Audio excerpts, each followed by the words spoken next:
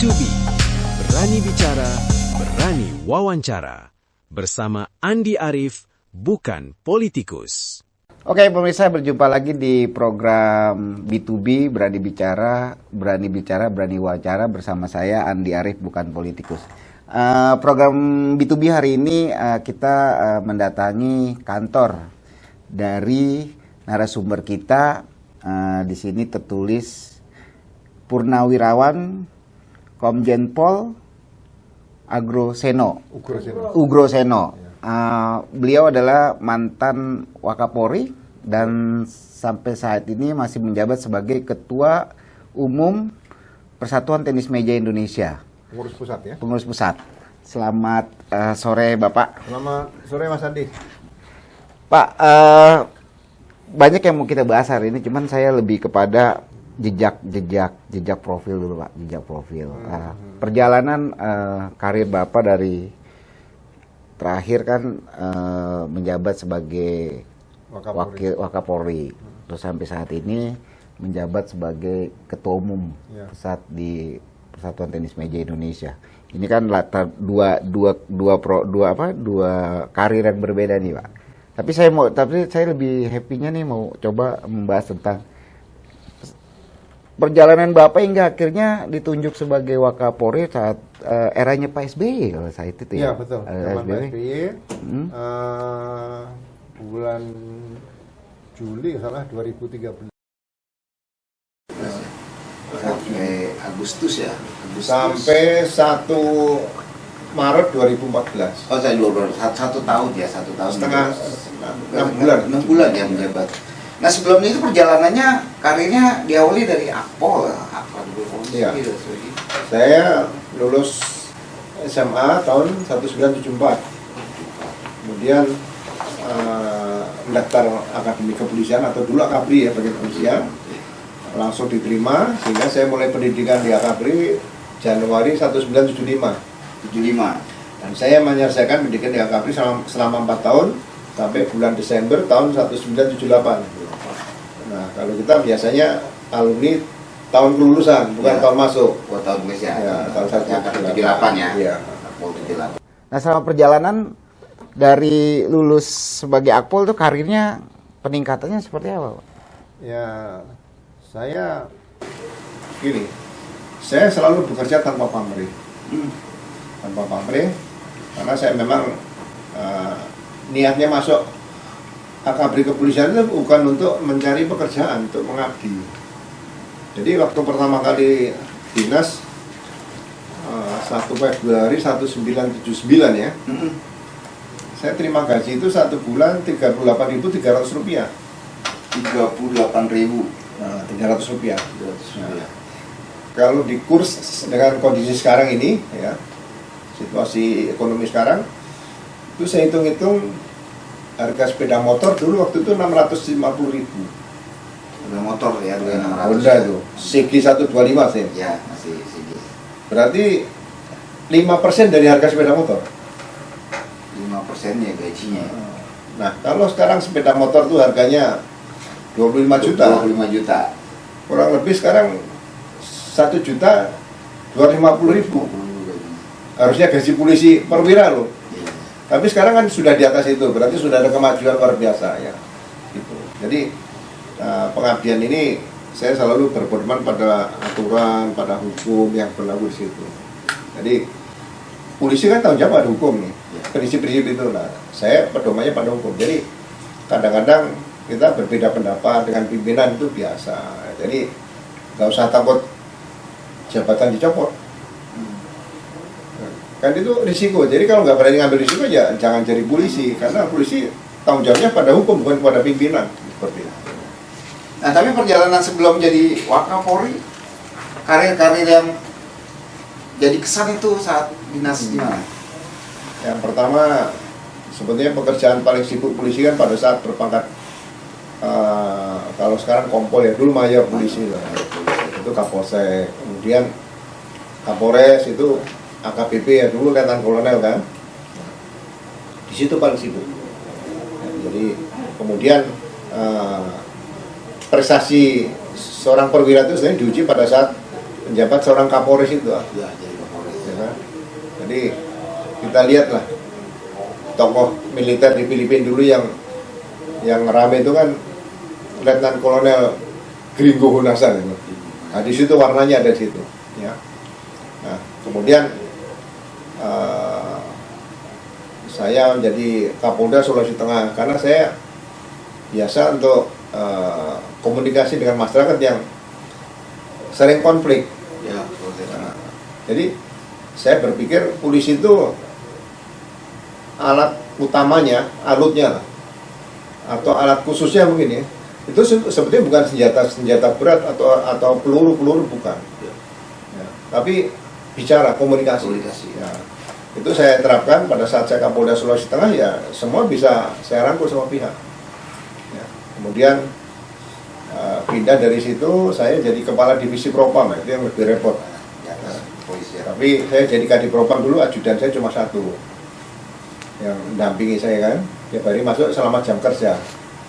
Jadi saya tidak pernah minta ajudan sampai lebih dari satu, apalagi sampai puluhan gitu ya, 9 gitu saya nggak pernah. Nah, setelah kepala divisi Propam, saya Kapolda Sumatera Utara. Biasanya, Sumatera Utara ya. Keras semua ya dari Sulawesi, Sumatera. Ya, dan di Sumatera Utara kan ketemu sama kasus perampokan Bank CNB di Medan itu. Nah, ini setelah kita bisa ungkap, menangkap 11 tersangka, kontak senjata itu 8 anggota kelompok senjata meninggal dunia, kontak senjata, anggota Brimob C1 ketembak bagian pundaknya sini, dan 3 orang pelaku kejahatan karena menyerahkan diri, kita tangkap hidup-hidup dan kita interogasi. Ternyata mereka dari kelompok masyarakat yang memang hidupnya di bawah kemiskinan lah. Mereka memang belajar agama salah, kemudian kalau merampok tuh yang biasanya nasabah bank, tapi mereka jarang atau bahkan belum pernah melukai. Waktu CMB itu terpaksa karena ada kontak senjata dengan anggota Brimob yang jaga di situ, anggota Brimob kita meninggal dunia. Nah, setelah itu ditempatkan di lembaga pendidikan Kalemdik.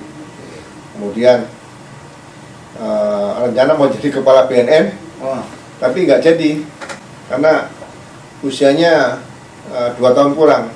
Jadi kepala BNN itu harus diambil yang usianya masih lebih dari 2 tahun. Itu undang-undang yang ada peraturan usia itu hanya di undang-undang BNN itu. Kemudian Kepala Harkam, Kepala Badan Pemeliharaan Keamanan, dan terakhir Pak Kapolri. Pak, saat dinas Kadif Propam, itu permasalahan polisi biasanya yang ditanganin bervariasi atau seputar ke layanan publik, ke ini biasanya, atau lebih ke kasus-kasus? Ya, kita kan berdiri harus bisa menciptakan kepercayaan publik ya masyarakat bahwa kita bertindak sesuai dengan peran kita sebagai divisi Propam, ya kan, internal security. Tapi kita juga harus mengamankan Polri juga kan di situ. Jadi bukan menutup anggota polisi yang salah. Anggota polisi yang salah ya diperiksa, diberikan hukuman, bisa hukuman kaitan dengan etika profesi di situ. Kalau pidana ya nanti dilanjutkan dengan pidana di situ. Jadi jangan sampai kita seolah-olah harus melindungi polisi terus. Kalau polisi salah ya tindakan. Tidak bisa dibiarkan polisi salah tetap bertugas di polisi, kan tidak bisa seperti itu. Lebih banyak penyalahgunaan jabatan kalau biasanya. Ya, perilaku menyimpang anggota banyak. Makanya yang terjadi saat saya itu adalah kasus cicak buaya itu. Oh, yang cicak buaya. Nah, itu. Ya. Tapi saya bukan jadi cicak, bukan jadi buaya, saya jadi Propam. Itu sesuatu yang ya emang peristiwa yang sangat lama gitu kan antara dua pihak itu. Iya. Cicak buaya. Aku berarti memposisinya sebagai Kadif Propam ya? Iya, Kadif Propam, karena kadang-kadang Presiden butuh informasi, ini kasus cicak buaya ini kapan nih selesai. Nah, kita harus bisa mengambil langkah yang tepat supaya Presiden juga yakin bahwa Propam bertindaknya ya memang proper gitu ya. Jadi Propam itu harus proper seperti itu. Jadi benar-benar tidak mengatakan yang tidak baik mengatakan ini baik, terus kemudian yang Bagaimana, aman nggak? Oh, ini aman semuanya. Tidak bisa. Ya, katakan apa adanya seperti itu. Apa ya pada presiden, nggak bisa kita berbohong, itu nggak bisa seperti itu.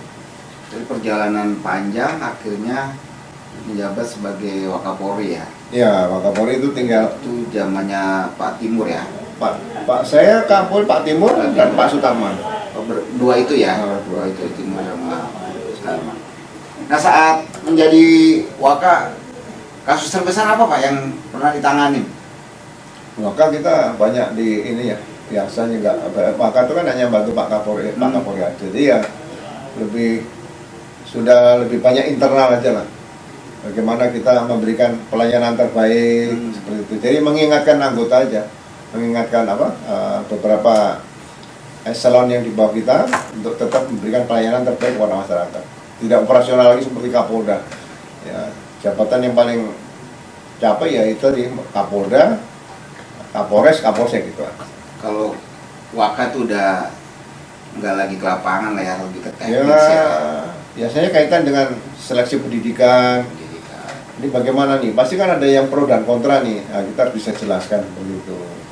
Kalau perlu, ya ditambah kuotanya aja. Kenapa sih? Memintarkan polisi kan harusnya kan nggak usah berbayar ya, tambah saja kuota yang masuk ditambah aja kan nggak ada masalah. Lebih banyak polisi pintar kita lebih untung maksudnya. Sebagai mantan yang berkarir di dunia kepolisian, sekarang ramai orang bicara tentang reformasi Polri, reformasi Polri. Nah, menurut Bapak sendiri seperti apa sih Pak reformasi Polri? Apa Ya. perlu atau memang ada sesuatu yang akhirnya jadi banyak tuntutan harus ada reformasi Polri? Ya, kita bisa melihat, seorang presiden bisa melihat itu. Padahal presiden kita kan jenderal TNI. Ya kan? Nah, kita jenderal di polisi juga kan. Walaupun purnawirawan juga kan. Jadi ya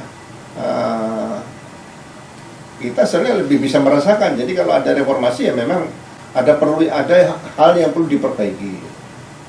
Jadi banyak isu lah kaitan dengan misalnya politik, ya kan. Kenapa anggota Polri banyak terlibat dalam dukung-mendukung seperti itu. Harusnya gini, apa yang dilakukan anggota ini tidak lepas dari peran Kapolri, ya kan. Saya pernah merasakan gini, Kapolri zaman Pak Dibyo Widodo itu tahun 1995 ya. Itu beliau bisa memonitor bagaimana komplain-komplain masyarakat. Gitu. Seorang Kapolri itu. Jadi beliau mengeluarkan perintah melalui surat telegram. Saya begini, dalam penanganan kasus penipuan penggelapan tidak diperbolehkan melakukan penahanan. Alasannya? Karena banyak permainan-permainan yang negatif situ, uang dan sebagainya. Tapi seorang Kapolri seperti kan, itu kan hal yang ringan, cuma cukup lisan aja. Tapi beliau keluarkan tertulis. Dan seluruh Indonesia, dari Sabang sampai Merauke, semua mengikuti perintah Kapolri. Berarti secara administrasi ya dijalanin ya? Dilaksanakan. Semua dilaksanakan. Kalau nggak dilaksanakan, Kapolri tinggal satu lembar lagi kirim, misalnya dari Polresta Medan, diduga ada penyimpangan gitu, langsung kirim ke Papua, pindah sana dulu, untuk sekolah dulu kan, pendinginan misalnya gitu. Nah, semua anggota nggak ada yang berpikir siapa yang mau pindah ke keluarganya udah banyak sekolah, hidup lama di Sumatera Utara, kemudian pindah provinsi kan seperti itu. Jadi satu lembar itu sudah bisa mencegah hal-hal yang negatif yang dilakukan oleh oknum-oknum anggota polisi seperti itu. Apakah saat ini Bapak merasa harusnya itu dijalankan? Karena emang saat ini secara administrasi itu tidak dijalankan juga secara komunikasi kan? Ya, saya bisa mengikuti perkembangan itu, tapi komplain masyarakat pun banyak. Misalnya begini, saya juga jadi korban juga setelah pensiun ya. Jadi dalam suatu penyidikan tindak pidana itu seharusnya tidak diterbitkan surat perintah penyelidikan.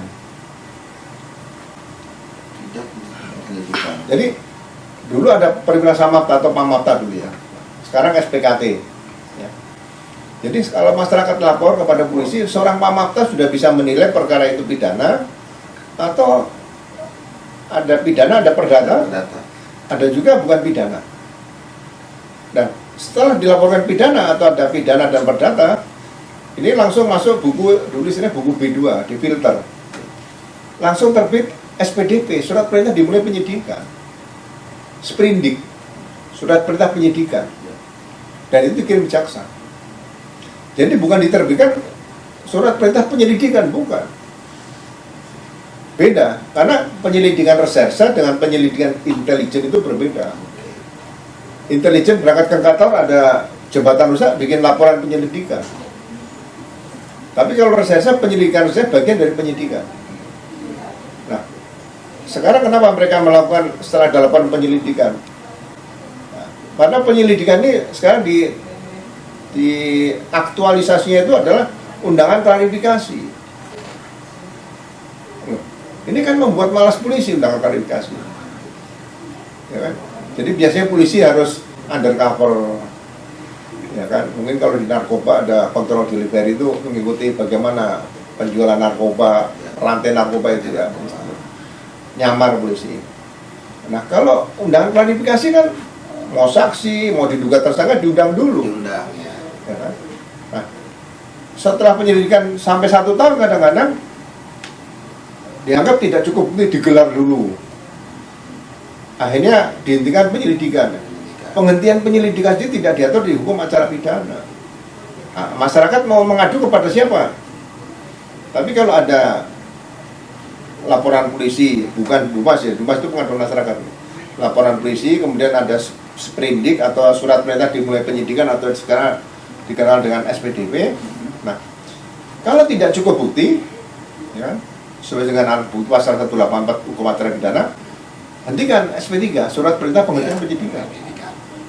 Nah, SP3 ini untuk mendapatkan kepastian hukum bisa dibuat pra-peradilan. Ya. Tapi kita tahu pra-peradilan misalnya memenangkan penghentian penyidikan ya. Tapi suatu saat kalau 2 tahun 3 tahun ada bukti baru atau novum, bisa dibuka lagi. Berarti kepastian hukum yang mutlak itu di pengadilan pada saat berkas itu maju ke sidang. Ya. Itu udah gak ada gugatan lagi di situ.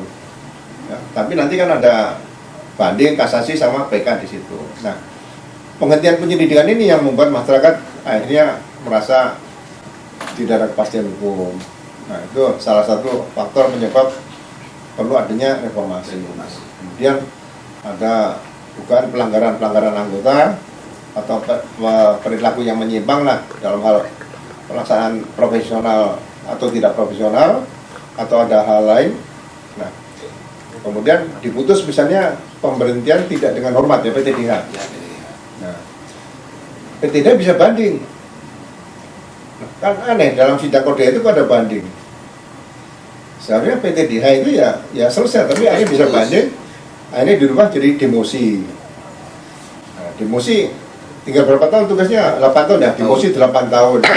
Nah, kalau demosi 8 tahun kan kasihan anggota juga. Selama 8 tahun pangkatnya brigjen tapi diberikan pekerjaan kombes misalnya gitu. 8 tahun itu kan hukuman sosialnya lebih berat itu. Menyiksa untuk seorang. Menyiksa seperti itu kan. Ya, makanya itu salah satu juga perlu dilakukan reformasi menurut pandangan presiden, menurut saya, analisa saya ya. Yang ketiga masalah penanganan misalnya penyampaian pendapat di muka umum ya. Itu kan sudah undang-undangnya undang-undang nomor 9 tahun 98. Nah, itu kok selalu ada korban, ada represi. Padahal tugas polisi adalah pelindung dan pelayan masyarakat. Seharusnya menyampaikan pendapat di muka umum itu harus dijaga. Kalau ada 2 kelompok menyampaikan di satu tempat, polisi di tengah-tengah memisah. Bukan membubarkan dengan cara-cara ya sampai ada korban. Jadi yang perlu diperhatikan polisi ke depan adalah kalau di Amerika yang menasihat kursus dulu tahun 2000 ya, pembebasan sandera, how to saving the human life, bagaimana menyelamatkan nyawa manusia, siapapun, aparat, masyarakat yang lewat, masyarakat yang mungkin unjuk rasa, kemudian petugas-petugas di situ. Jadi nyawa manusia di lokasi itu sebenarnya dijaga. Nah itu tugas polisi. Bukan malah jadi ada kalau saat ini sekarang ini kan lebih banyak bandel bentrok. Nah itu yang harusnya dihindari. Saya dulu kan Kapolres tahun 98 ya, unjuk rasa reformasi. Di Jakarta ada yang kena tembak, meninggal kan, Sakti dan Jadi sebagainya. Itu ada perintah dari Menhankam waktu itu, Pangap. ada perintah itu ya. Iya, diizinkan menggunakan peluru tajam Tajam. untuk nembak mahasiswa. Kalau mereka nggak mau diatur. Saya perintah itu nggak saya laksanakan. Masukkan peluru ke gudang, saya tanggung jawab. Selama 1 tahun, jadi di Surabaya, di wilayah Surabaya Timur itu perguruan tinggi berapa? Ada Universitas Erlangga, ada ITS, ada ITAS, ada Unitomo, ada Untak, semua kumpul di situ. Ya. Jadi 1 peluru nggak saya bilangkan jangan ada keluar. Masukkan gudang, kunci berikan saya. Dan mungkin saya beda pendapat sama Panglima ABRI waktu itu ya. Tapi saya nggak dipecat, nggak jawab. Nggak ada respon juga dari Panglima saat itu.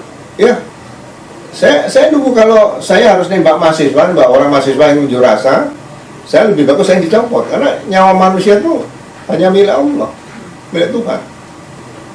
Dan komunikasi, baik senjata polisi yang penting komunikasi. Saya sampaikan mahasiswa, dorong-dorongan silakan, tapi jangan ada yang bawa barang-barang yang berbahaya gitu. Masih mau mahasiswa itu kalau kita ajak dialog seperti itu. Berarti banyak banget perbaikan yang emang harus dilaksanakan di kepolisian juga sampai saat ini ya. Ya waktu saya kepala Badan Pemeliharaan Keamanan, saya sampaikan unjuk rasa kalau di DPR. Ya. Itu berarti misalnya hari Senin ada unjuk rasa, kita pasti sudah tahu polisi. Ya, karena udah izin juga kan biasanya. Sudah memberitahu, kan? nggak diizin kan? Memberitahu cukup. Ya. Polisi cukup 1 perwira dengan 5 anggota. Sampaikan kita sudah menerima pemberitahuan dari Anda, silakan laksanakan dengan tertib. Apabila ada hal-hal yang Anda inginkan komunikasi dengan anggota DPR, nanti kami fasilitasi. Nah, kalau mereka meningkat nanti jadi gerakan-gerakan yang radikal yang membahayakan jiwa tubuh manusia lainnya, nah, Brimob bergerak. Brimob sudah siap, tapi jauh dari lokasi unjuk rasa. Jangan dibenturkan dulu. Nah, setelah Brimob masuk, mereka mungkin mulai ada radikal gitu, ada gerakan-gerakan yang membahayakan tadi. Brimob pun dengan hadir di situ sesuai dengan peraturan Kapolri nomor 1 tahun 2009 juga tentang penggunaan kekuatan dalam tindakan kepolisian. Peringatan dulu atas nama undang-undang, semua barang-barang yang membahayakan nyawa manusia letakkan di tanah. Berkali-kali.